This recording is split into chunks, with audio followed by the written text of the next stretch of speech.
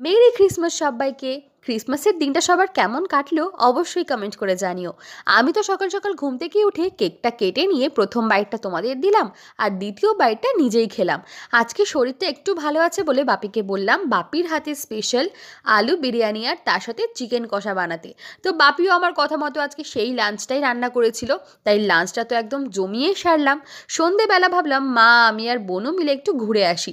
তো চলে গেছিলাম আমাদের এখানেই পানিহাটি উৎসবে। ভীষণ বড় করে একটা মেলা হচ্ছে, তো প্রচুর সুন্দর সুন্দর গান হচ্ছিল, গিয়ে দেখলাম আর প্রচুর ভিড় ছিল। তো মেলায় ঢুকে আমরা প্রথমে কিছু কিছু দোকান ঘুরে ঘুরে দেখছিলাম কি কি দোকানে স্টল বসেছে। তো এই গাছের দোকানটা দেখলাম বেশ সুন্দর ছিল, তারপরে কিছু কাঠের জিনিসও বিক্রি হচ্ছিল। এখানে অনেক দোলনা বসেছিল, কিন্তু দুর্ভাগ্যবশত দোলনা আর চড়া হয়নি। গোপোষণার জন্য কিছু জামা কিনে এই শাড়ির স্টলটা একটু ঘুরে বাড়িতে নিয়ে আসলাম কেশি দাসের মিষ্টি। দেখা হচ্ছে পরের ভ্লগে, সবাই ভালো থেকো, টাটা।